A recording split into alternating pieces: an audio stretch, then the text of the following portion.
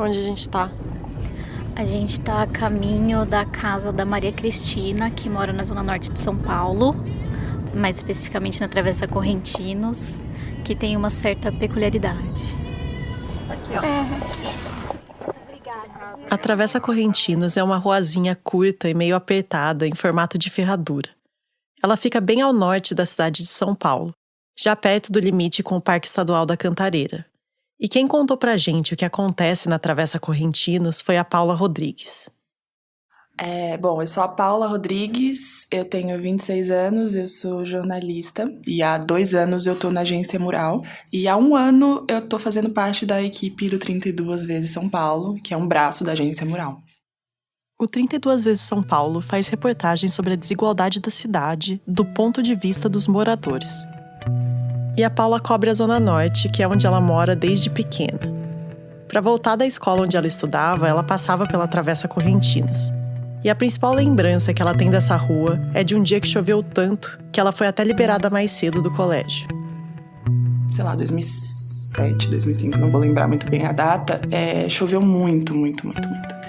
E nisso, essa foi a primeira vez que eu peguei uma enchente naquele lugar, exatamente na Rua Correntinos. E aí eu lembro de eu passando assim na água, na minha cintura, assim, eu era uma criança. Então, depois disso, várias outras enchentes ocorreram e eu passei várias outras vezes por aquele lugar. A Travessa Correntinos é o primeiro lugar que aparece na cabeça da Paula quando ela pensa em enchente. E ela voltou nesse lugar alguns meses atrás, quando o 32 vezes São Paulo estava fazendo uma matéria sobre lugares da cidade que alagam todo ano. A rua em si, ela é toda composta de casas que são sobrados. Todas as casas têm 2 andares. E aí você vai olhando assim, você vai vendo umas coisas que não são normais, assim. A primeira de todas é a comporta, por exemplo. Logo quando a gente chegou na Travessa Correntinos, já notamos várias dessas comportas, que são placas de metal que ficam na frente das portas. Aí, quando a rua alaga, a placa impede, ou pelo menos diminui a entrada de água nas casas. E logo de cara dá pra ver a comporta em várias das portas, né? É verdade, olha só. Comporta. E uma dessas casas é a da Maria Cristina. Ela aparece na reportagem das enchentes, e foi através da Paula que a gente entrou em contato com ela. Tudo bem? Vamos entrar. Sempre fica à vontade. Tá, eu me chamo Maria Cristina Soria Ottoboni, tenho 64 anos e moro aqui na Travessa Correntinos há 60 anos. Ela tem os cabelos brancos e curtos, é manicure e atende as clientes na garagem de casa. Nós chegamos na casa dela lá pelas 4 da tarde e sentamos no sofá da sala para começar a entrevista. A gente perguntou se ela poderia desligar a TV, já que o som aparecia na gravação. Mas ela só aceitou colocar no mudo, porque disse que fica aflita se a TV tá desligada. Ela mora desde os 2 anos de idade na Travessa Correntinos. Só saiu de lá durante uns poucos anos, depois do casamento, quando ela realizou o sonho de morar num apartamento. Mas logo se decepcionou. Mesmo sabendo das enchentes, resolveu voltar para Correntinos. Hoje, na casa, moram ela, o marido e a mãe, que já tem 92 anos. Então, eu curto muito esse lugar. A rua é tranquila, silenciosa. Para um desavisado, parece um lugar bom para se morar. Fica perto de comércios e pontos de ônibus. O problema é que, durante 1/3 do ano, a travessa fica embaixo d'água. E então as enchentes a gente, como é que eu vou te dizer? Eu vou com ela, entendeu? Porque são 4 meses, aí acabou, a gente esquece. Minha mãe diz que a enchente é igual a dor do parto. Você tem aquele momento e acabou. E você falou que são 4 meses, é no verão, principalmente. As mais bravas vêm no verão, né? A partir de janeiro. Mas o pessoal aqui já chega assim no final de outubro, começo de novembro, já fica todo mundo apreensivo até agora final de abril, né? Aí depois disso a gente já fica livre. Mas se você for conversar com pessoas aqui na rua, tem gente que olha para o céu, vê que escureceu, já começa a levantar as coisas, tirar carro, sabe? A Maria Cristina brinca que fez faculdade de enchente. E quando a chuva aperta, ela já tem um ritual. Ela começa olhando um dos bueiros da rua, mas não qualquer bueiro. É um bueiro de referência. Esse, quando enche, é um sinal de que a água pode bater na porta. A água costuma vir de lá. Então aí eu já começo, eu vou na garagem, eu tiro algumas coisas, vou no quintal, vou levantando alguma coisa. E aí, só quando a água sobe no primeiro degrau da porta da frente, ela fecha as comportas. Mas nem sempre isso dá conta. Acontece muito da água invadir a casa e deixar os móveis boiando. Mas ela já está preparada para isso. Todas as coisas mais delicadas estão nos armários mais altos. E depois que a enchente vai embora, ainda tem a limpeza. Ela diz que são uns 2, 3 dias limpando, já que a água é muito suja. Você tira o barro, depois você lava com sabão, depois desinfetante, aí limpa a parede. A Maria Cristina é quase uma celebridade das enchentes. Ela já saiu em algumas reportagens e uma equipe da revista Veja até dormiu na casa dela esperando uma chuva que nunca veio. Entre todas as casas da travessa, a dela tem uma curiosidade. Desde 2005, ela marca na parede da garagem a altura das piores enchentes. No dia 10/1 de 2011, 1,40 m. Do 4 de 2005, 1,30 m. 7/3 de 2014, 1,23 m. 7/2 de 2007, 95 cm. 8/2 de 2011, 89 cm. 23/10 de 2008, 85 cm. 19/2 de 2007, 89 centímetros, 2 de 2014, 80 centímetros. Abaixo de 80 centímetros, a senhora no mar. Não, quando dá aqui para baixo, eu falo pro pessoal que não dá ibope, então eu não marco.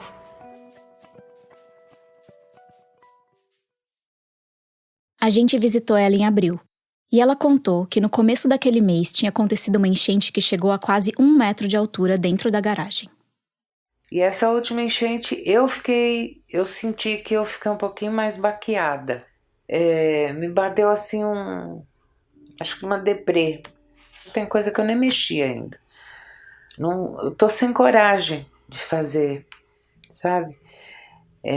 Apesar de estar acostumada, mas não sei porquê, me senti cair aqui na enchente, porque eu não vi esse último degrau.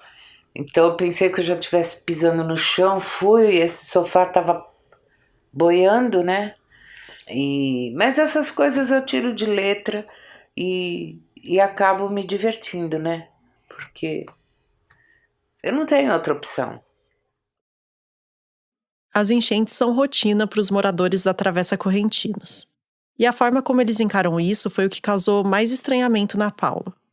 Eu fiquei impactada mais com a naturalidade, sabe? Acho que eu tava esperando chegar lá e encontrar pessoas revoltadas com a situação. Porque era uma situação que me revoltava.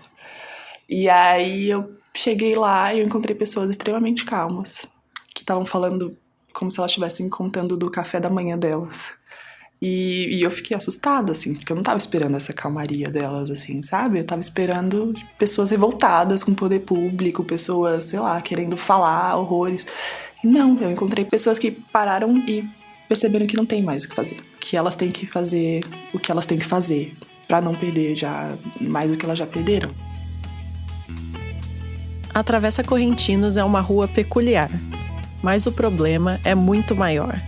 Todo verão chove e São Paulo vira um caos. A cidade para de funcionar. E neste episódio, a gente pergunta se São Paulo tá preparada para o que tá por vir. Porque o clima tá mudando e tá colocando em jogo o que a gente já conhece. Eu sou a Bia Guimarães. Eu sou a Sara Zoubel e este é o 37 Graus.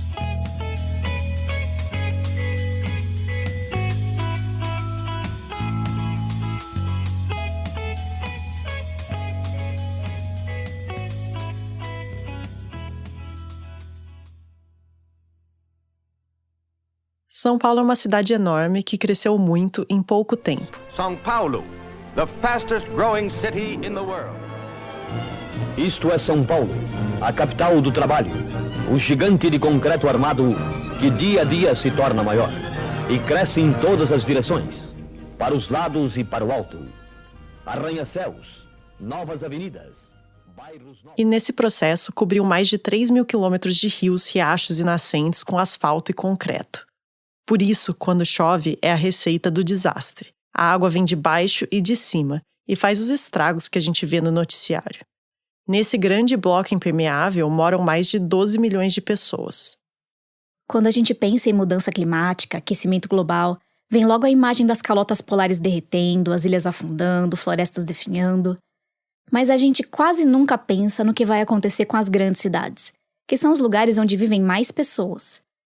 E perguntar o que vai acontecer nas cidades também é perguntar o que vai acontecer com a gente. E a gente queria saber como São Paulo, a maior cidade do país, está sofrendo com as mudanças do clima e se ela está se preparando para o futuro. Por isso, procuramos a Gabriela. Eu sou Gabriela de Giulio, eu sou docente do Departamento de Saúde Ambiental da Faculdade de Saúde Pública da Universidade de São Paulo.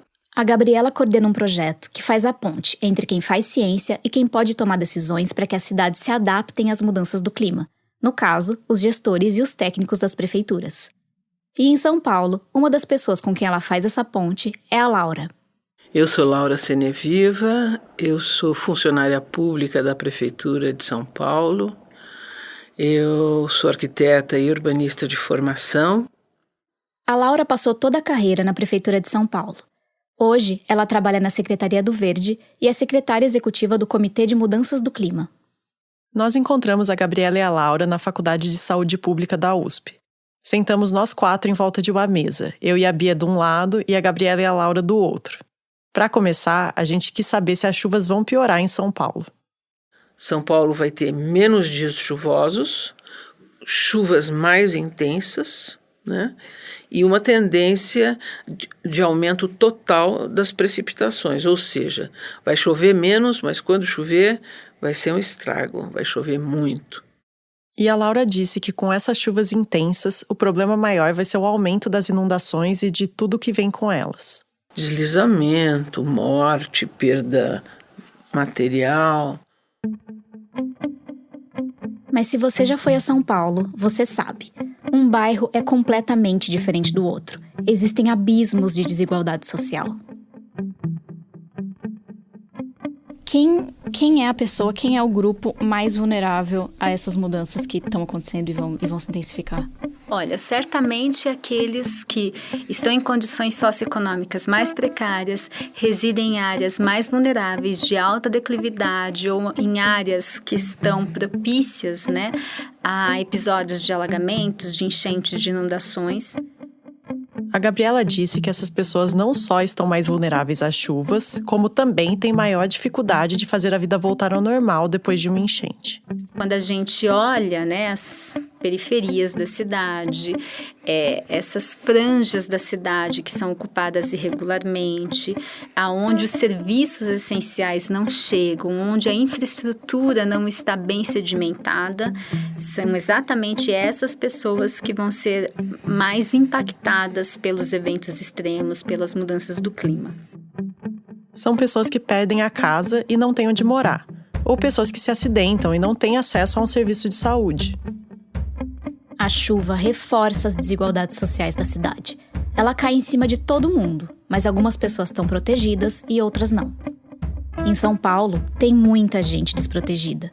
Quase 700 mil pessoas moram em áreas de risco a desastres naturais.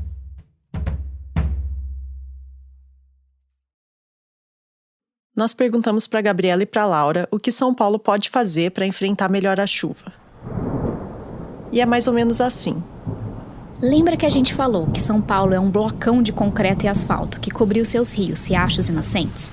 Então, hoje, quando a chuva aperta, a água bate nessa superfície impermeável e não tem para onde ir. O sistema de drenagem não dá conta. Os rios transbordam, o trânsito para e alguns bairros ficam embaixo d'água. Só que se a gente imaginar uma São Paulo ideal, essa cena é diferente. Na São Paulo dos sonhos, a chuva cai sobre um mosaico de áreas verdes e construções. Sim, ainda tem muito concreto e asfalto. Mas também tem jardins e parques espalhados por toda a cidade. E eles funcionam como esponjas que podem absorver grande parte da água. Por isso, a água quase nunca sobe pelas ruas. E quase nunca paralisa o trânsito, que nessa cidade existe, mas não é assim tão ruim. E quando a chuva corre pelas encostas e a lama desliza, não tem ninguém morando lá. Faz tempo que essas pessoas foram para moradias seguras.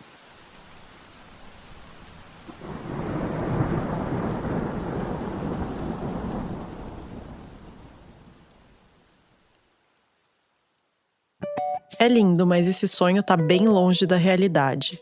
E uma cidade grande não muda de uma hora para outra. A curto prazo, uma coisa que dá para fazer é avisar que vem chuva forte e ensinar a se proteger dela. E além de alertar, é importante reforçar o acesso a serviços de saúde, de socorro e de assistência social nas áreas mais vulneráveis.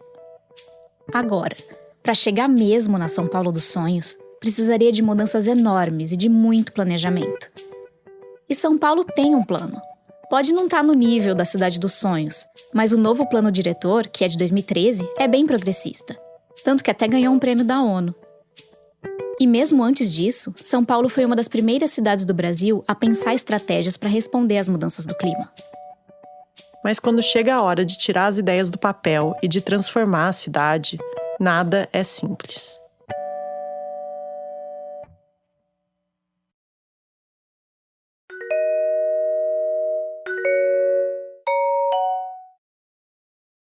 Oi, eu sou o Gabriel e eu faço as músicas do 37. Eu tô aqui para falar que esse episódio tem o apoio do Instituto Serra Pilheira, que financia a pesquisa e a divulgação científica no Brasil.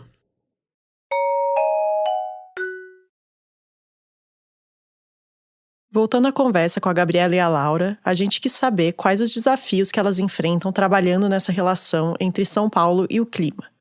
Para a Gabriela, que é cientista, o grande desafio quando a gente trabalha com mudanças climáticas e cidade é reconhecer que, embora a gente venha avançando muito no conhecimento técnico-científico, a gente ainda tem lacunas, e lacunas bastante sérias, inclusive, né, em termos do que pode acontecer, de quais são essas projeções. Porque se sabe que o planeta está esquentando, e que a tendência é que a gente veja mais eventos extremos acontecendo. Mas a ciência não é uma bola de cristal. Não dá para prever exatamente o que vai acontecer em cada lugar e quando. E a Laura, que vive o dia a dia da prefeitura, esbarra nessas lacunas da ciência na hora de tomar decisões.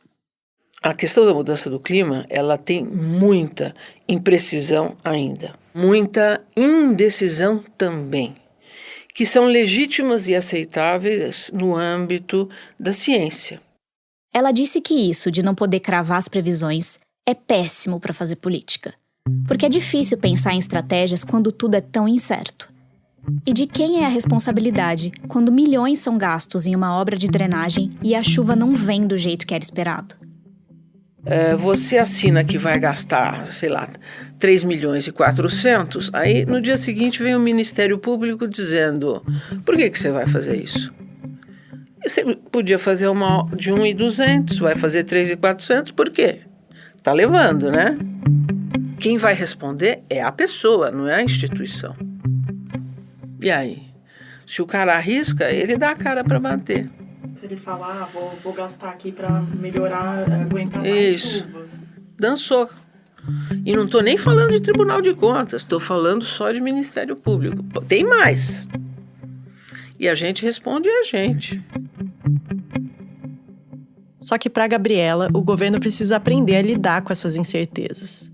Então, muitas vezes, os governantes, os tomadores de decisão, eles se apegam a essa perspectiva de que faltam certezas sobre isso, as projeções não são conclusivas, as evidências científicas ainda não estão postas com clareza, ainda há lacunas de informação para não agir, né? E eu acho que a mudança do clima, particularmente para as cidades, ela pede uma urgência na ação. E um dos caminhos para resolver o problema das incertezas é fazer cada vez mais pontes entre os cientistas, o governo e os moradores da cidade. Fazer mais estudos e levantamentos para entender melhor o que está acontecendo e o que vai acontecer.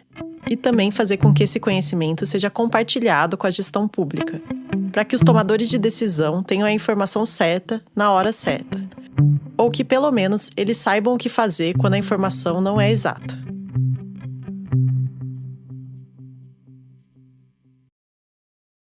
Mas tanto a Gabriela como a Laura reconhecem que o buraco é mais embaixo. Para fazer pesquisa, precisa de recursos. E para transformar a pesquisa em política pública, tem ainda mais obstáculos. Tem jogos de poder, tem trocas de governo e tem burocracia. E ainda tem o fato de que as decisões públicas sofrem muita interferência dos interesses privados. Por exemplo, para mexer no planejamento urbano, você cutuca as grandes construtoras. A mudança do clima é business. É grande mudança. E isso é mega complicado, porque trata de recurso econômico e financeiro, trata muito mais de poder. Então a gente está falando um monte de coisa, tal, sociedade, e a grana, então tem que chamar esses caras também, porque alguém está ganhando com o jeito que está. E aqui a gente está falando do que dá para fazer para se adaptar às mudanças do clima que estão acontecendo e diminuir os impactos delas.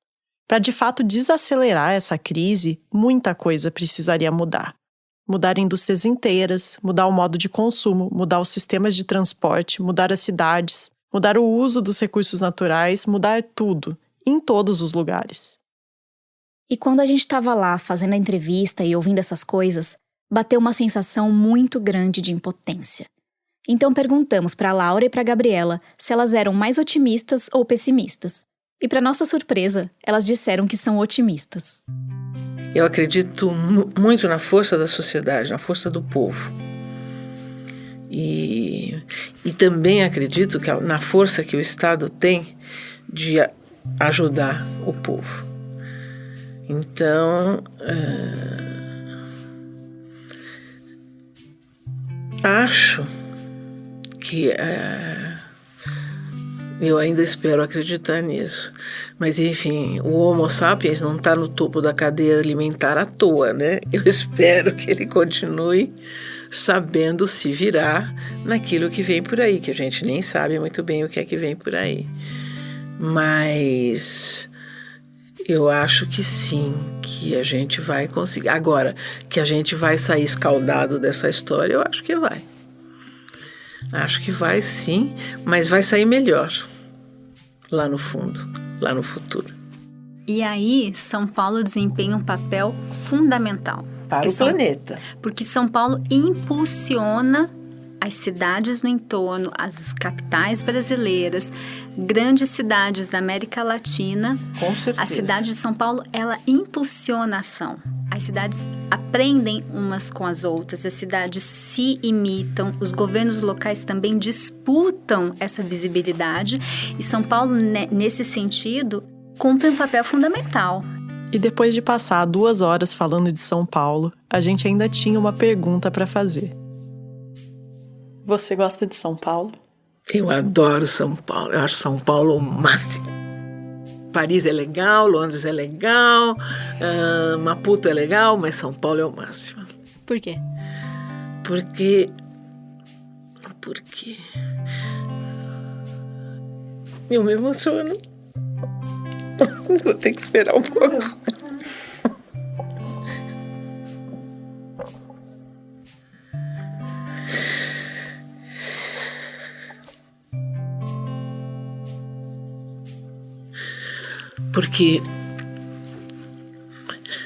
Porque em São Paulo a gente tem uma síntese do mundo. Isso é muito bonito. Você todos os povos, você todo mundo. São Paulo me abraçou há 6 anos atrás e eu realmente me apaixonei pela cidade. Não tenho dúvidas que não haveria outra cidade melhor para se morar do que essa. Eu acho.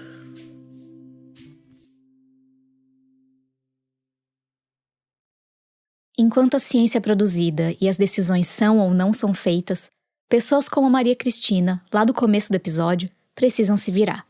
Ela e os outros moradores da Travessa Correntinos. E uma das coisas que eles fizeram para tentar se ajudar na hora que a chuva aperta foi criar um grupo de WhatsApp, que tem o nome Turma da Enchente 2. É o 2, porque o 1 não deu muito certo. Porque, sabe, aí começaram a escrever aquelas coisinhas. Bom dia, boa tarde, boa noite. Mãozinha daqui, mãozinha dali. Aí eu já cortei. Eu falei, olha, esse grupo aqui só vai funcionar em época de enchente. Por favor, ninguém tá precisando de bom dia. Ela mostrou pra gente as mensagens do grupo. E era verdade, só se falava de chuva. Como é que tá aí? Tá chovendo? Tá enchendo? Não tá chovendo aqui, Beth. Ai, dona Cristina, desculpa, mas como é que tá a chuva aí? Tudo normal, só chuva forte. Pessoal, começou a encher. Quando menos se espera, a rua enche. Triste demais. Aí a Maria Cristina levou a gente pra conhecer a casa. E mostrou algumas das adaptações que ela fez para tentar diminuir o estrago das enchentes. O que é aqui, esse degrauzinho? Então, esse degrau eu havia feito na esperança de a água não ultrapassar. Você vê que eu tenho a geladeira em cima de uma madeira, né? De um concreto, não sei. Ela já foi carregada de lá pra cá, ó. Ah, ela foi arrastada, realmente deu uma boiada. É. É preso no chão essa... Não. Não? Não. Isso fomos nós que fizemos. Tá. Mas essa geladeira aqui já tomou enchente, acho que desde a primeira. Porque essa geladeira aqui era da minha mãe. Sobrevivente. Ela é sobrevivente.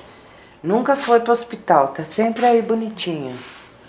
Aqui no quintal, aqui foi um caos. Esse daqui é o portão que eu falei. Ah, aqui tem a ele tem a borracha, tá vendo? Uhum. Aí eles tiraram. A Paula, a repórter que colocou a gente em contato com a Maria Cristina, já tinha contado como ela se sentiu quando entrou nessa e em outras casas da Travessa Correntinos. Eu entrei na casa dela, entrei na cozinha dela, totalmente nada dentro do normal, assim, que a gente espera de uma casa, assim. Foi um susto pra mim, assim, também. Chamou atenção também a falta de cuidado das casas, que a princípio eu achei que era por falta de dinheiro das pessoas, de verba, mas não, me falaram que não vale a pena você cuidar da casa. Não vale a pena você pintar uma casa lá, porque se você pintar a casa esse ano, provavelmente ano que vem você tem que pintar de novo, porque a água vai estragar. Eu escuto muito das pessoas assim, nossa, por que você não muda de lá? O que é o natural, todo mundo perguntar. Primeiro, a casa é minha. Segundo, eu vou vender aqui, vou comprar aonde? Né? E eu também não me vejo fora daqui, sabe? Praticamente eu nasci aqui, né? Meu filho nasceu aqui, foi criado aqui, meu neto vem pra cá. Então, não sei, são 3 gerações, né? Aqui é o meu habitat mesmo, né?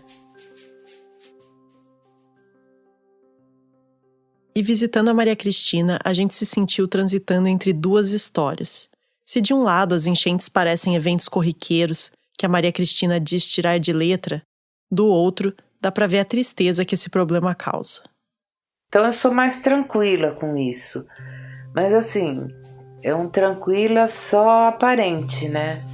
Que é pra não deixar eles aqui mais nervosos, porque eles ficam tudo dependendo de mim, né? Então tem que ficar fazendo caras e bocas, mas falar que eu também não fico nervosa é demais, né? Eu fico sim. Aí eu vou fazer o quê? Se fosse só aqui, mas São Paulo inteiro tá enchendo, você não viu o que aconteceu ontem, né? Então, a gente tem que se conformar. Só isso.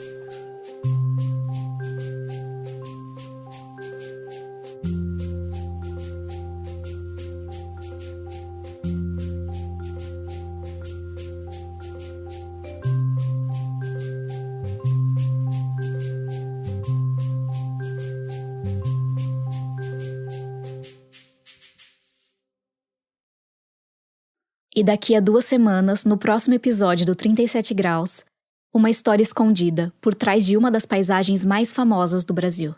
Ô, seu Francisco, que é isso? De vez em quando eu encontro um platô aqui. Isso é coisa dos antigos. Os antigos? Quem é os antigos? Isso é muito antigo. Aí ele contou a história, né? Que ele tinha ouvido falar. O 37 Graus é produzido e apresentado por Sara Zoubel e Bia Guimarães. Este episódio tem o apoio do Instituto Serrapilheira, que financia a pesquisa e a divulgação científica no Brasil. Agradecemos a contribuição da Patrícia Sepp, geóloga da Secretaria Municipal de Urbanismo de São Paulo, e do Davi Lapola, que pesquisa mudanças climáticas na Unicamp. E também agradecemos a equipe do 32 vezes São Paulo, em especial Wagner de Alencar, Eduardo Silva e Paula Rodrigues.